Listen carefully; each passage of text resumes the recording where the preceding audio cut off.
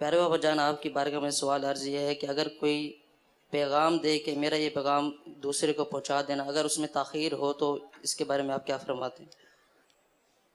اس نے وقت تو دیا نہیں تھا کہ فلاں وقت تک پہنچا دینا، اور اس نے ہاں کہا تھا، ایسا بھی نہیں ہوگا شاید.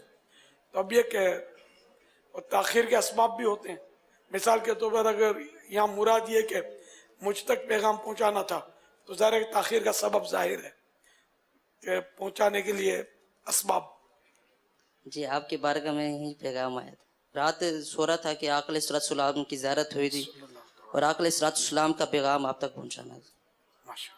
آقا علیہ السلام نے سلام ارشاد فرمایا تھا آپ کو، اور آقا علیہ السلام نے فرمایا تھا، نام لے کر آپ کا ارشاد فرمایا تھا کہ الیاس سے کہنا کہ پوری دنیا میں دین کا کام کرنا ہے، مشکلات آئیں گی، پریشان نہیں ہونا، ہم تمہارے ساتھ ہیں.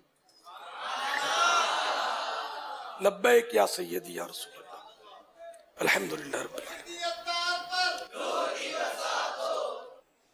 دعائیں مغفرت فرماتے. یغفر اللہ لنا ولکم بغیر حساب. ماشاءاللہ، مبارک ہو، پیارا خواب دیکھا آپ نے.